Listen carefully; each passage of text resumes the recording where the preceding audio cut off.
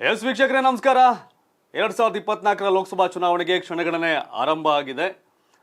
ಆರಂಭ ಅಂದ್ರೆ ಈಗಾಗಲೇ ಪಂಚರಾಜ್ಯ ಚುನಾವಣೆ ಮುಗಿತು. ಚುನಾವಣೆ ನಂತರ ಎಲ್ಲ ಲೋಕಸಭೆ ಕಡೆ ಮುಖ ಮಾಡಿದ್ದಾರೆ. ಬಟ್ ದೇಶದಲ್ಲಿ ರಾಮ ಮಂದಿರದ ಸದ್ದು, ರಾಜ್ಯದಲ್ಲಿ ಕಾಂಗ್ರೆಸ್ ದಿಗ್ವಿಜಯ ಸಾಧಿಸಿದೆ. ಸೊ ಕಾಂಗ್ರೆಸ್ಸಿಗರು ಆಗ್ಲೇ ಹೆಚ್ಚು 1999 ಚುನಾವಣೆಯಲ್ಲಿ 18 ಸೀಟ್ ಗೆದ್ದಿದ್ ಬಿಟ್ರೆ ಅದಾದ್ಮೇಲೆ 10 ದಾಟೇ ಇಲ್ಲ. 9 ಎಷ್ಟು ಕರ್ನಾಟಕದ 28 ಕ್ಷೇತ್ರಗಳಲ್ಲಿ. ಸೊ ಹಾಗಾಗಿ 2024ಕ್ಕೆ ನರೇಂದ್ರ ಮೋದಿ ಹ್ಯಾಟ್ರಿಕ್ ಬಾರಿಸ್ತಾರ. ಕರ್ನಾಟಕದಲ್ಲಿ ಕಾಂಗ್ರೆಸ್ ಸರ್ಕಾರ ಬಂದ್ರು ಸಹ ಕಳೆದ 20-25 ವರ್ಷದಿಂದ 10 ದಾಟಕ್ ಆಗ್ತಿಲ್ಲ. ಸರ್ ಡಿ ಕೆ ಶಿವಕುಮಾರ್ ಹಾಗೆ ಸಿದ್ದರಾಮಯ್ಯ ಜೋಡೆತ್ತು ನಂಬರ್ ಇನ್ಕ್ರೀಸ್ ಮಾಡ್ತಾರ. ಯಾರ್ಯಾರು ಆಸ್ಪಿರೆಂಟ್ ಇದ್ದಾರೆ, 25 ಜನ ಬಿಜೆಪಿ ಸಂಸದರಿದ್ರು ಸಹ ಪಕ್ಷೇತರ ಸಂಸದೆ ಸುಮಲತಾ, ಪ್ರಜ್ವಲ್ ರೇವಣ್ಣ, ಡಿ ಕೆ ಸುರೇಶ್. ಕಾಂಗ್ರೆಸ್ನ ಡಿ ಕೆ ಸುರೇಶ್ಗೆ ಟಿಕೆಟ್ ಫಿಕ್ಸ್. ಗ್ರಾಮಾಂತರದಿಂದನೇ ಸ್ಪರ್ಧೆ ಮಾಡ್ತಾರೆ. ಸುಮಲತಾಗೆ ಮಂಡ್ಯ ಟಿಕೆಟ್, ಬಿಜೆಪಿ ಸೇರ್ಪಡೆ ಅಂದ್ರೆ ಬೆಂಬಲ ಕೊಟ್ಟಿದ್ದಾರೆ. ಅವ್ರ ಟಿಕೆಟ್ ಅಲ್ಲಿ ಸಿಗೋ ಸಾಧ್ಯತೆ ತೀರಾ ಕಡಿಮೆ, ಸಾಧ್ಯ ಇಲ್ಲ. ಪ್ರಜ್ವಲ್ ರೇವಣ್ಣ ಅದು ಕೇಸು ಕತೆ ಗೀತೆ ಆ ಕಾರಣಕ್ಕೆ. ಸೊ ಇನ್ನು 25 ಬಿಜೆಪಿ ಸಂಸದರಲ್ಲಿ 15ಕ್ಕೂ ಅಧಿಕ ಸಂಸದರಿಗೆ ಟಿಕೆಟ್ ಡೌಟ್. ಎಷ್ಟೋ ಜನ ಈಗಾಗಲೇ ನಿವೃತ್ತಿಯನ್ನು ಘೋಷಣೆ ಮಾಡ್ಬಿಟ್ಟಿದ್ದಾರೆ. ಸೊ ಹೀಗಾಗಿ ಯಾರ್ಯಾರು ಹೊಸ ಆಸ್ಪಿರೆಂಟ್ಗಳು, ಅಲ್ಲಿ ಲೆಕ್ಕಾಚಾರಗಳೇನು, ಹೊಸದಾಗಿ ಗೆದ್ದಿರೋ ಎಮ್ ಎಲ್ ಎಗಳು ಉರುಪೇನು, ಎಮ್ ಎಲ್ ಎಗಳೆಲ್ಲ ಎಂಪಿನ ಅವ್ರ ಪಾರ್ಟಿನೇ ಗೆಲ್ಸ್ಬೇಕು ನಿಂತವ್ರ.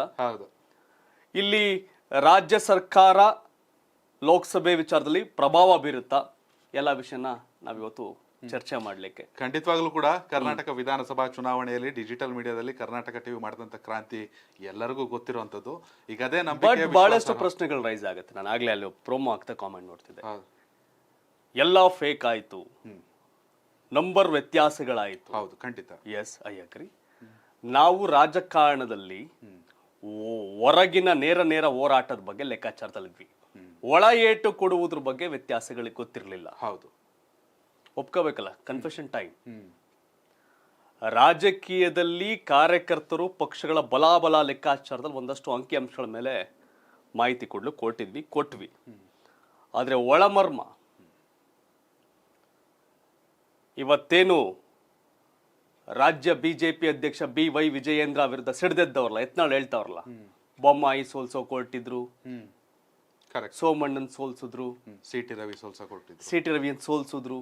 ಹೌದು, ಇವೆಲ್ಲವೂ ಇದೆಯಲ್ಲ, ಒಂದಷ್ಟು ವ್ಯತ್ಯಾಸಗಳು ಖಂಡಿತ ಕಾಂಗ್ರೆಸ್ನಲ್ಲಿ, ಬಿಜೆಪಿಯಲ್ಲಿ, JDS ನಲ್ಲಿ ಸತ್ಯವಾದ ಕಾರಣ ವ್ಯತ್ಯಾಸಗಳು.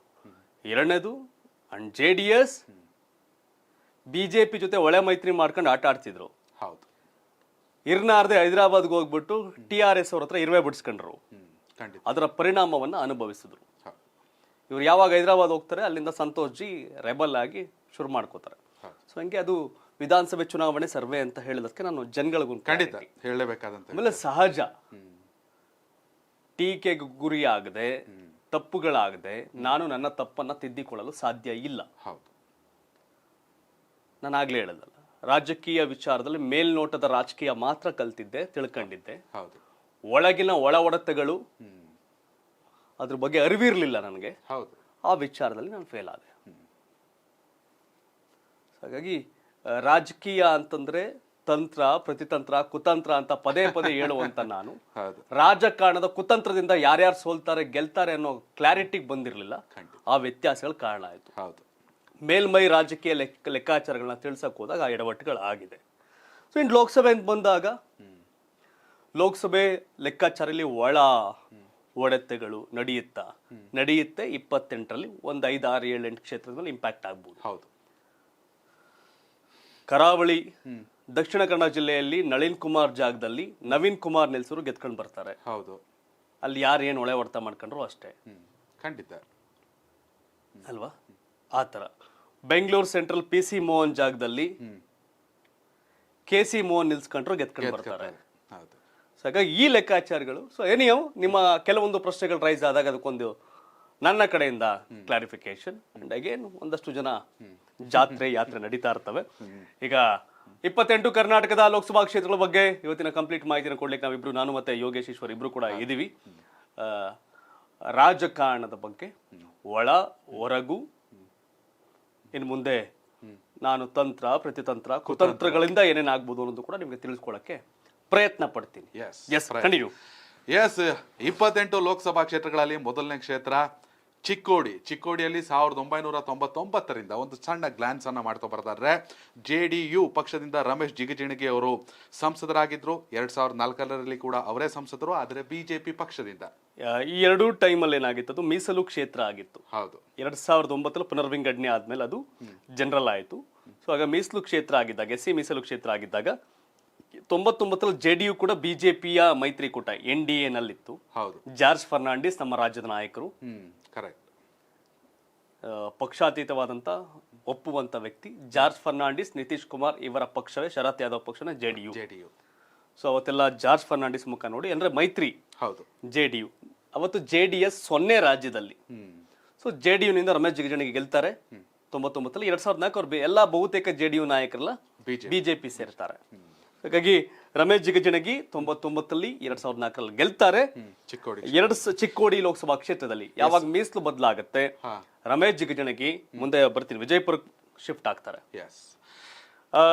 2009ರಲ್ಲಿ ರಮೇಶ್ ಕತ್ತಿ, ಉಮೇಶ್ ಕತ್ತಿ ಅವರ ಸಹೋದರ ರಮೇಶ್ ಕತ್ತಿ ಇಲ್ಲಿ ಕಂಟೆಸ್ಟ್ ಮಾಡಿ ಗೆಲ್ತಾರೆ. ಅವತ್ತು ನಮ್ಮ ರಾಜ್ಯದಲ್ಲಿ ಬಿಜೆಪಿ ಸರ್ಕಾರ ಇರುತ್ತೆ. ಹೌದು, 2009 ಬಿಜೆಪಿ ಸರ್ಕಾರ ನಮ್ಮ ರಾಜ್ಯದಲ್ಲಿ ಇರುತ್ತೆ.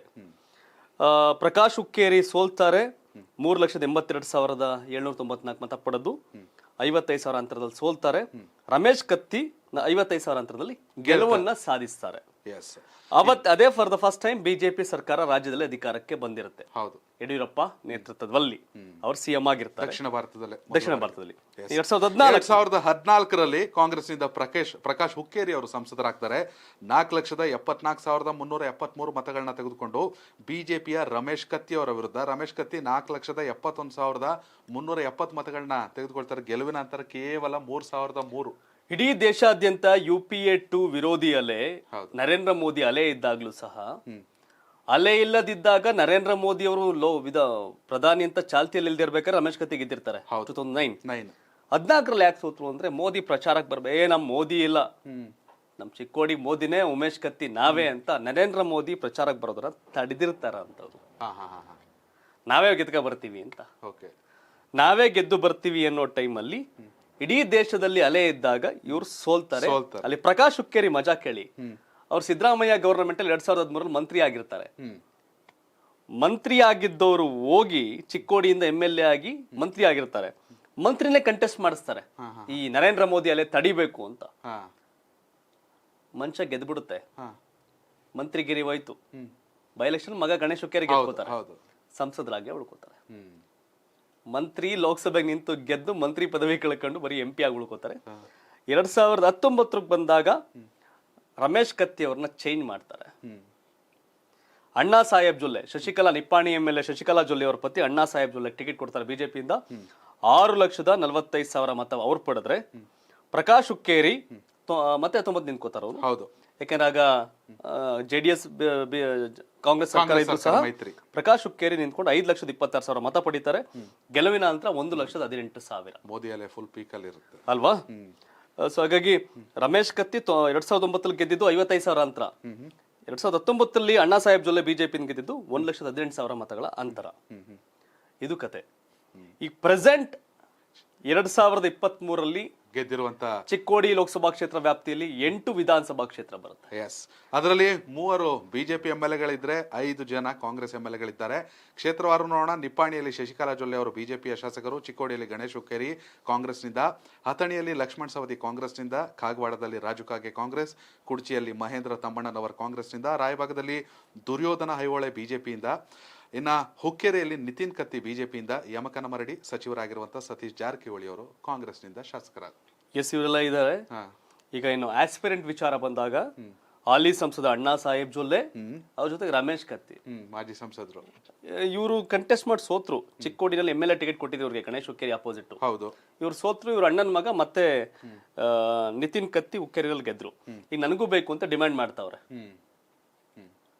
ಮಾಡ್ತಿದ್ದಾರೆ. ಇನ್ನು ಕಾಂಗ್ರೆಸ್ ಇಂದ ಸತೀಶ್ ಜಾರಕಿಹೊಳಿ ಪುತ್ರಿ ಪ್ರಿಯಾಂಕಾ ಜಾರಕಿಹೊಳಿ, ಲಕ್ಷ್ಮಣ್ ಸವದಿ, ಚಿದಾನಂದ ಸವದಿ, ಲಕ್ಷ್ಮಣ್ ರಾವ್ ಚಿಂಗಳೆ ಅವರು ಆಸ್ಪಿರೆಂಟ್ ಅಲ್ಲಿ ಇದ್ದಾರೆ. ಚಾಲ್ತಿಯಲ್ಲಿದೆ ಹೆಸರು. ಬಟ್ ಇಲ್ಲಿ ವಿಚಾರಕ್ಕೆ ಬಂದಾಗ ರಮೇಶ್ ಕತ್ತಿಗೆ ಟಿಕೆಟ್ ಸಿಗದಿದ್ರೆ, ನಿಮ್ಗೆ ಗೊತ್ತಿರ್ಲಿ, ಫಾರ್ ದ ಫಸ್ಟ್ ಟೈಮ್ ದೀರ್ಘಕಾಲ ಬಿಜೆಪಿಯಲ್ಲಿ ರಾಜಕಾರಣ ಮಾಡಿದಂತ ಲಕ್ಷ್ಮಣ ಸವದಿ ಈಗ ಬಿಜೆಪಿಯಲ್ಲಿ ಇಲ್ಲ. ಎಸ್. ಲಕ್ಷ್ಮಣ ಸವದಿ ಬಿಜೆಪಿಲಿ ಇಲ್ಲ. ಬಿಜೆಪಿನಲ್ಲಿ ಇಲ್ಲ. ಬಿಜೆಪಿಯಲ್ಲಿ ಆ ಉಪಮುಖ್ಯಮಂತ್ರಿ MLA ಎಲೆಕ್ಷನ್ ನಡೆದಂತ ಮತಗಳನ್ನ ನಾವು ಗಣನೆ ತೆಗೆದುಕೊಳ್ಳೋದಾದ್ರೆ 6,50,566 ಕಾಂಗ್ರೆಸ್ ಮತ ಬಿದ್ದೈತೆ ಮೊನ್ನೆ MLA ಎಲೆಕ್ಷನ್ ಅಲ್ಲಿ. 5,17,000 ಬಿಜೆಪಿ ಮತ ಬಿದ್ದಿದೆ. ಹೌದು. ಅಂಡ್ JDSಗೆ 50,000 ಮತ ಬಿದ್ದಿದೆ. ಈಗ JDS ಬಿಜೆಪಿ ಮೈತ್ರಿ. ಬಟ್ ಇಲ್ಲಿ JDS ಬಿಜೆಪಿಗಿಂತ ಕಾಂಗ್ರೆಸ್ 1,39,000 ಮತಗಳ ಲೀಡ್ ಅಲ್ಲಿ MLA ಎಲೆಕ್ಷನ್ ಅಲ್ಲಿ. ಹೌದು.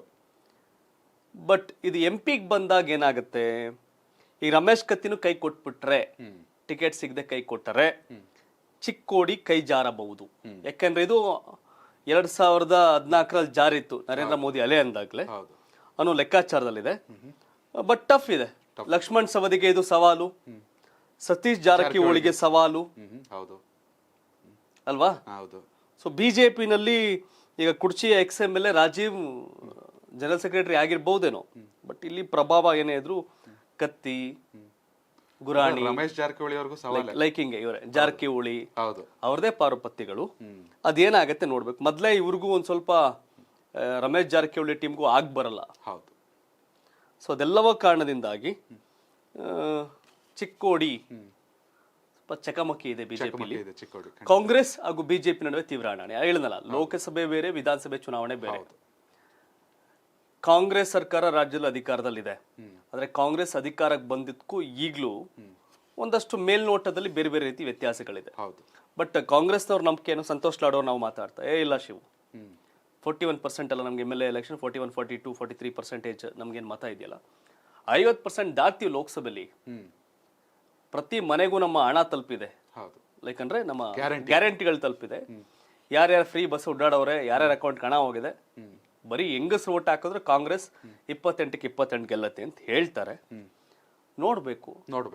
ಯಾಕೆಂದ್ರೆ ಏನ್ ಬೇಕಾದ್ರೆ ಆಗ್ಬೋದು. ಇಲ್ಲಿ ಕಳೆದ ವಿಧಾನಸಭೆ ಚುನಾವಣೆಯಲ್ಲಿ ಗ್ಯಾರಂಟಿಗಳ ಜೊತೆಗೆ ಕೆಲವರು ಅವ್ರವ್ರ ಪಾರ್ಟಿಯವರೇ ಗುನ್ನ ಇಟ್ಕೊಂಡಿದ್ದು ಒಂದಷ್ಟು ವ್ಯತ್ಯಾಸ ಕಾರಣ ವಾರಂಟಿಗಳು ಅಲ್ವಾ? ಸೊ ಇದಾಗಿತ್ತು. ಹಾಗಾಗಿ ನಮ್ಮ ಚಿಕ್ಕೋಡಿ ಲೋಕಸಭಾ ಕ್ಷೇತ್ರದ ವ್ಯಾಪ್ತಿಯ ಲೆಕ್ಕಾಚಾರಕ್ಕೆ ಬರೋದಾದ್ರೆ, ಸೊ ಇದು ಟಫ್ ಫೈಟ್. ಬಿಜೆಪಿಯಿಂದ ಕಾಂಗ್ರೆಸ್ ಕಿತ್ತಿಕೊಳ್ಳಬಹುದಾದ ಕ್ಷೇತ್ರ ಇದು ಕೂಡ ಒಂದು. ಹೌದು, ಖಂಡಿತ. ಲಕ್ಷ್ಮಣ್ ಸವದಿ ಇಲ್ಲ ಇಲ್ಲಿ. ರಮೇಶ್ ಕತ್ತಿಕ್ ಟಿಕೆಟ್ ಮಿಸ್ ಆದರೆ ರಾಜು ಕಾಗೆ ಇಲ್ಲ. ರಾಜು ಕಾಗೆ ಕಳೆದ ಬಾರಿ ಬಿಜೆಪಿಲಿ ಇದ್ರು. ಹೌದು. ರಾಜು ಕಾಗೆ ಇಲ್ಲ, ಲಕ್ಷ್ಮಣ್ ಸವದಿ ಇಲ್ಲ. ಸೊ ಇದೆಲ್ಲವನ್ನು ನೋಡಿದಾಗ ಈಗಾಗಲೇ ಮೇಲ್ನೋಟಕ್ಕೆ ಈಗಾಗಲೇ ವಿಧಾನಸಭೆ ಚುನಾವಣೆಯಲ್ಲಿ 1,39,000 ಲೀಡ್ ಇದೆ ಕಾಂಗ್ರೆಸ್ಗೆ. ಬಟ್ ಲೋಕಸಭೆ ಬೇರೆ. ಸೊ ಇದಾದ್ರೂ ಟಫ್ ಬಿಜೆಪಿಗೆ ಇರ್ತಕ್ಕಂಥ ಕ್ಷೇತ್ರ ಚಿಕ್ಕೋಡಿ ಲೋಕಸಭಾ ಕ್ಷೇತ್ರ ಅಂದ್ರೆ ತಪ್ಪಾಗಲ್ಲ. ನಮ್ ಕತೆಗಳಿರ್ಲಿ, ನೀವು ನಿಮ್ಮ ಅಭಿಪ್ರಾಯವನ್ನ ಚಿಕ್ಕೋಡಿ ಸಂಬಂಧಪಟ್ಟಂಗೆ ಚಿಕ್ಕೋಡಿ ಅವರು ಕಾಮೆಂಟ್ ಮಾಡಿ.